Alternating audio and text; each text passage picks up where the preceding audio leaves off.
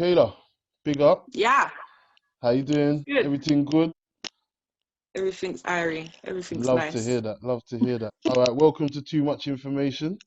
Um, hmm so happy to have you. Thanks We for spoke. having me. No, you're more than welcome. We've spoken briefly before, and I just expressed to you then, someone that I definitely wanted to speak to. Definitely somebody whose story I wanted to be a part of sharing with the greater world, greater community, and so yeah, I really appreciate you doing this. No worries. No All worries. right, Should be. all right. It's gonna be fun. Yes, yes, that's the plan. That's the plan. And this is Yeah. part one. This is part one. I'm making hmm sure that we do another one where we can Oh delve God. deeper into some deep and deeper, mysterious, political, philosophical debates on some stuff, you know? They're in for a treat, innit? Yeah, you don't know. That's the truth. That is the truth. All right. So, how I Right. usually start is with upbringing. So, I'm talking family, how were you raised, who were you raised Mm, with, um, mm. as a starting point. So, yeah, Okay. Upbringing. Well, yeah, born in South London in Dulwich okay, Hospital. okay, Um, First home was grandma's home, grandma and granddad. They right, come from the Caribbean, they're from Barbados. okay, They were the Windrush generation type. You know, grandma came to work as a nurse, granddad came to work on the railway. So I lived there for a very long time as a small child. mm-hmm, And then we moved to Greenwich, where I grew up on an estate, okay, Meridian Estate. Actually, that's actually become a thing recently. Like the young people, they're making tunes about being from Meridian and that. yeah, When I the was growing Meridian, up there, go on. yeah, there was nothing fashionable about being from Meridian when I was a youth. Do you know what I mean? Everyone was broke. Um, Yeah, no, but Meridian, there's a Meridian in my ends as well. oh, So, for real? yeah, all them boy better know boys, that's where they're from, innit? So, Yeah. Well, mm, I'm from like southeast, like Greenwich, Lewisham, okay, Deptford, New oh, Cross. But okay, so yeah, I grew up in Greenwich. You know, my mum worked. Like I grew up with my little brother. He's a few years younger than me. right, My mum worked as a chef and caterer for a long time. You know, 3-4 jobs at a time. Do you know what I'm saying? So, yeah, you know, it was just us three. It was just us three. okay, And yeah, I mean, back then when you lived on the block, everybody kind of looked out for everybody. So like you had okay, your mum, yeah, but you had everyone else's parents watching out for you too. So I was yeah, just yeah, saying to my partner the other day that there was nothing you could do on road, yeah, and then come home and your mum didn't know before you even got home. facts, You know what I'm saying? So I grew up in that era where, you know, you can get up to no foolishness on the street because mm-hmm, everyone and their auntie would have told your mum before you even touched the doorstep. Um, and yeah, we grew up kind of, my mum was very like, she was very up on us knowing our history, very up on us reading. right, My mum spent a lot of time. I mean, the time that she did get to spend with us was like usually trying to educate us. So we had okay, like all of the encyclopedias, How My Body Works books, you know what I'm saying? Like the whole collection, no, you know, that encyclopedia set that every black family has. like with the Yeah, red cover, the red leather cover. right. Don't worry, I had it too, don't worry. Right. You understand? So Yeah, I kind of grew up in a home where we didn't have much, you know, we was very poor, mm-hmm, but I had loads of books. I had loads and loads of books. yeah, yeah, So yeah, I mean, that's kind of the basics of it. I didn't grow with my dad. okay, Dad, I only met last year. right, So, and my brother's dad, we have different dads. He wasn't around either. So it was kind of very much a family headed by my mum, you okay, know, with my grandparents and my uncle's input, you know. okay. Yeah. So what? So obviously I was well, not obviously, but I was raised by my mum as well. So Mm. I'm just curious, the type of um, the type of person she is, Mm. or was at that time, Mm-hmm. um, for you growing up as a girl at the time and growing into a woman. How Oh influential God. do you feel like her doing for self, her being this matriarch, having to kind of put the family on her back? How much do you think that's impacted on the person that you are? Oh my God. It's been probably one of the biggest influences for me, because Hmm. I would see my mum like work like 2 part-time jobs. Yeah, And then like we used to like Greenwich Market's around the corner yeah. from where we used to live in the block. So like on a Sunday or on a Saturday, even after working all week, she would be up all night cooking. And then Hmm. my brother and I would run to the market back and forth selling food from the flat. Do you know Oh what I'm wow. saying? And that Yeah. was when I was like 14, like 13, Okay. 14s, even younger. I mean, yeah, it was kind of like it's in the blood for us to kind of hustle. Do you know what I Hmm. mean? Hmm. So for me growing up, when I was at primary school, I would make and sell friendship bracelets for like £1. You know, Okay. got to secondary school, started plaiting hair for £10. You know what I Hmm. mean? Yeah. You know, I've always had like other things that I could do. So my mum kind of ingrained it in us to have a residual income, although she didn't have that language at the time. I fully hear That's you. what she was doing, you know. So Hmm. I've kind of grown up knowing that I'm capable of doing anything alone, like Hmm. without the presence of a partner or Okay. a support network. I can Yeah. do it. And so I think even though growing up at the time, it was really hard to kind of process that, Yeah. process like not having mum around and having to spend time with my grandma, Hmm. seeing her work so hard in my mind was a thing of, well, there's no excuses for Yeah. you. You know what I'm saying? Hmm. Hmm. If you want something, it's on you to sort that out. So that's kind of the mentality that I've kind of been left with, you know? No, I hear you. I hear you. Mm. Yeah, that sparked a little thought in my mind, but we're gonna come back to that at a later point. All Um, right. if not today, then next time. Yeah. Um, I Mm. definitely hear that. See, that's an interesting thing because that kind of it's a question that I have to myself that about the whole, when you've got an absentee father, you've got a mother that kind of puts the family on her back and kind of works and Mm. doesn't spend the time. Do you consciously remember when you were young actually thinking that you are not a priority to your mother, or is it something that you've kind of thought about as you've got older? If that question makes Does that make sense? Yeah, it does make sense. I think as a young person, I didn't understand how much my mom was doing. You know, Mhm. we're all guilty of that to a degree. Mm. Um, so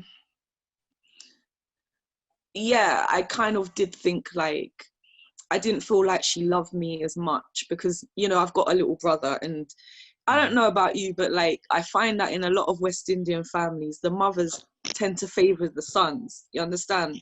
And they're Yeah. really harsh on their daughters, right? And I I think like it's my I think mom. it's all families, to be honest. I was Do you having this think conversation. so? I do. I think don't lose it where you was gonna go I with won't this. stick a All right, pin. cool. Yeah. All right. But I was having this conversation not long yesterday, maybe the day before, about just kind of how the whole term mummy's boys and daddy's girls and that sort of dynamic, where that kind of comes from. And like, Yeah. a lot of stereotypes are kind of rooted in some universal kind of truths underlying stuff, Mhm. Mhm. or Mhm. universal observations. Let me not say truths, because some things, Or it's all about universal ideologies or all of these things programming. all of these things. So yeah, we could talk about how Yeah. how how they came to be is a different thing, but the fact of just Mm. seeing something, and I do see that I'm noticing, especially with friends that have got their children, that it is very much a kind of, dads do tend to be softer and be more nurturing, whether it's Mhm. through societal programming or not. That seems Mm. to be a thing, and I feel like mothers tend to be a bit harder on their daughters, just Mhm. because of for the same reason that a father would be harder on their son, because they know the dangers, they can see the decisions, because they understand what it is to Mm. be a young girl. So Mm. yeah, I don't think it's just specific to West Indians or even specific just to black people. I think it is a I Mm. think it is just a societal thing that Mm. Mm. that we as people then kind of almost, I don't know what the word is, whether it's I don't know if self-fulfilling prophecy is one of those things, but you know, you kind of Well, almost it speak it into self-perpetuates, existence. isn't it? That's the word I'm looking for. Thank you very Yeah, much. Yeah, yeah. yeah. So yeah, Okay, that's okay. Oh, I might have to look into some research around that, because those yeah. kind of dynamics are always interesting to me. Mm, But yeah, I did feel like my mum had favoritism between my mhm, brother and I. So, mhm. you know, she'd be like, Jun Jun, sunshine, and I'll be like, and she'd be like, Mackie, Yeah, come and yeah, do the yeah, washing yeah. up. Do you know The what I mean? harsh, I'm the like, hardness. why am I getting the licks and he's not getting the licks? Do you know what I No, mean? I hear you. I hear But you. I hear you.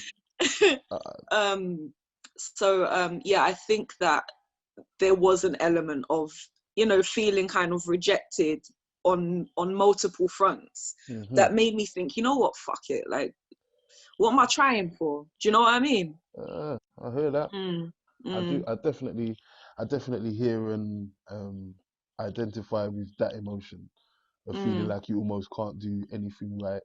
So You you know might what as I well just mean? do what you want to do, innit? Do what you're doing. Do you know what I mean? Do what you, Yeah. I mean, like, my grandfather, he's not with us anymore, but he God was bless. like adamant that I'd go to uni, that I studied, because from I was young, everyone said I was bright. I was just different. You know what I mean? Yeah. And you know, we we didn't get on, and he was like, go to uni, go to this, and I was like, okay, but where are you? Like, you're not supporting me, you're not here, you're making all these demands of me, but where are you, type thing. So I was just, I presume, yeah, you and your mum probably had, as all of us did, probably just up and down relationship. But as yeah, as a grown up now, and if yeah. you was to kind of, I don't know, characterize her, describe her, um, not just the influence she had on her life, but her as a person, Mm. how would you do that? What would you say? um i would I would say, to describe her Hmm. as a person or as a Yeah. mother, Um, because we're not, then the two are not into, you know, I hear they're you. not the All right, same thing. okay, let's do person first, and then we'll Yeah. do mother after. Okay, as a person, my mum's got a good heart. Hmm. You know, she can be very kind, she can be very empathic. She's a hard worker, she's got a brilliant work ethic. Hmm. She is fierce about protecting her children. She once chased a man around Greenwich with a flipping knife in a bag and got arrested. Do you know what I Hang on, mean? Because I'm the man rating it. tried to dash me over one rail and hold me by the Thames. Do you get me? So Yeah. fierce defender of children. Uh-huh. And yeah, just like different. My mom's very witchy. She's very witchy. Okay. And she allowed my brother and I to kind of be who we were. She never tried to kind of like mold us into her idea of who we're gonna be. Well. You know, she kind of just, she let us grow, but she directed us as much as she could. And Hmm. you know, you know, as a person, she tries to be the best person she can, and that's all we all do, really, isn't it? Hmm. That's it. Okay. And then Yeah. as a mother. Brethren. Yeah. No, I'm Talk to me. joking. I'm joking. Talk to me. Talk to me. Woo! Okay, so she's mellowed. She's mellowed. You know, since she became grandma, Yeah, yeah, she's yeah. mellowed, right? That's what I hear. I hear And that happens. it happens. Trust me. And it's a big, big turnaround as well. It's just like, what?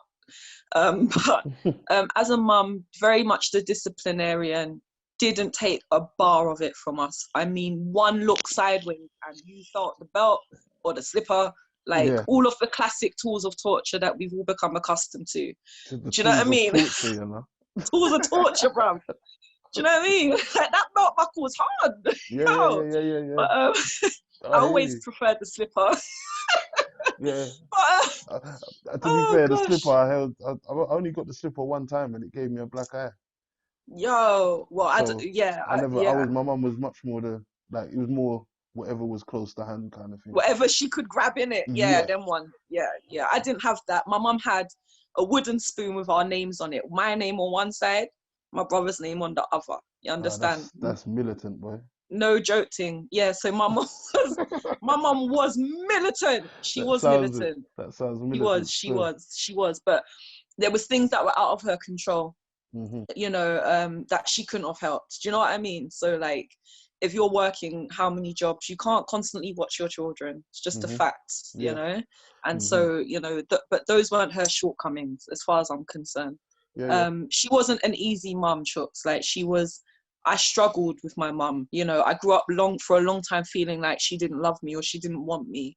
So that was always very, very difficult. But looking back, having experienced the things that she's experienced as a woman and as a mum, like, even though I don't agree with all of her methodologies and her stances, I get it. Do you know what I'm saying? I definitely hear you. Because my foot hasn't touched jail yet, you know, and I know as a woman, it's not as likely, but trust me, the potential was there. No, I hear you know. I hear you. I definitely hear you. I think she was a good mum for what she, you know, in the situation which she was in. Remember, like, black people or black women have been living in times of austerity long before they mentioned the word austerity. So when I look at the situation, you know, I'm just like, you know what, mum, you did what you could with what you had. No, and I don't begrudge her that, you know.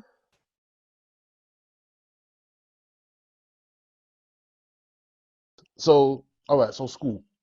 So you obviously your mum's placed education, reading at the kind of, I don't know, maybe some, if not the top, but somewhere near the top of priorities when it comes to you being the best you. So how were you at school? What sort were you a good student? Was you a bad gal? Who was you? Oh man. Ooh, okay. So there are 3 stages in my kind of educational background, right? Okay. There's the first 2, which would be primary, secondary, / college, and then there's the third, which came later in life. Right. In my 30s, right? So I'll start from like primary school. So primary school, I went to a mixed hearing and deaf primary school. So I learned to use sign language from a very young age. Wow. Now I would only speak to the non-hearing people, even though I'm hearing myself. Wow. And that was like considered funny, because there's other things we could go into here that we'll touch on another time, or maybe even tonight. But when I was at school, I didn't talk to people. So if I wasn't talking to the hearing and the non-hearing, I was in the book corner like every playground. So I wasn't someone that mingled with people very much. And, you know, it was brought to my mum that they thought I had what was called learning disabilities back then, right? But because girls were overlooked for such things, nothing was ever kind of explored along that line. Wow. Okay. Yeah. So at the end of primary school, mum tried to put me into a really good school, Haberdasher Asks in New Cross. Back when it was a really good school. I don't know about how it is now. Okay. I've heard some stuff though.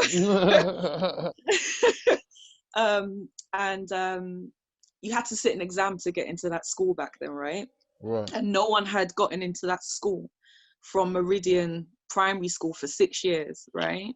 So my mum said to Mr. David Shuttle, I think his name was, the head, and she said, listen, I want my girl to go to this school. And he said, look, I don't think she's going to get in. She's got problems with her peers. You know, she don't communicate. She don't talk. She's not on it, sort of thing. We think she has. Anyway, there was another girl, white girl. She also took the same exam. Long story short, I got in. She didn't. Boom, I'm into Haberdasher Asks. Yeah, cool. So again, the first few years at Asks, I was very, very quiet. And we've since found out that it is probably likely that I have something called what is it called? High performance autism. So that's a recent discovery now, right?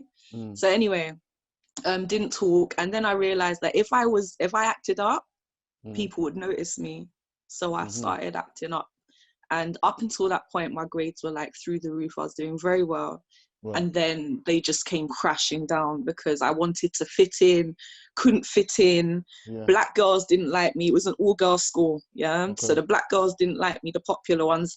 The white girls didn't like me. The Asians didn't like me. So I kind of ended up hanging out with like a group of kind of like we were like the ethnic misfit like Yeah, the yeah, year, you know yeah. what I mean? Like no one Mm, wanted us, so we just kind of bunched up and shit.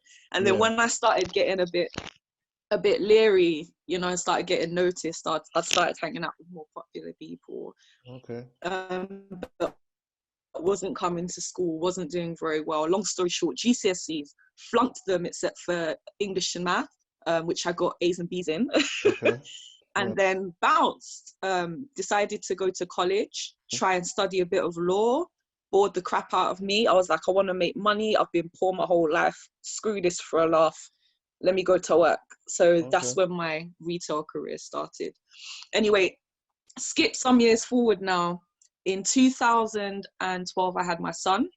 Yeah. I returned to work as in retail management. Mm-hmm.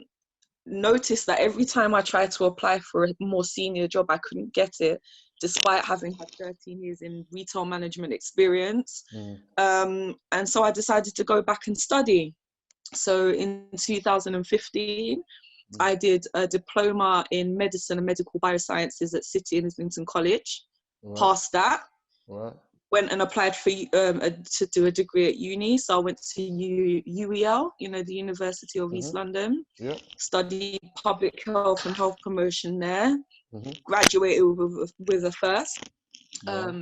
And then from there, went to Queen Mary University, did a master's in global health law and governance, Jeez. and My graduated head with has a sweat. distinction. Jeez. So Wow. yeah, so long story short, I got there in the end. Yeah, you definitely did. Yeah, yeah. So And that's yeah, all from what year? From what year to what year was all that? That my last diploma and degrees. year and all of Oh that. my Yeah. God, since 2015, so I studied a solid 5 years. Lost a baby, had a baby, already had a son, you know, Yeah. Yeah. moved house 3 times. Mate, yeah, it was tough. It was really, really tough. But the thing that got me through it Mm. was like the vast network of women around me. Okay. Simple. Yeah. Yeah. Yeah. Yeah. Just to kind of jump back a little bit. See, when you was talking about when you were kind of, I don't know, struggling to be accepted and struggling to kind of Mm. fit in, and then there was that moment where you realized, you know, if I act up, I get some attention. Is that the reason why maybe in your mind you were so withdrawn in that school period because you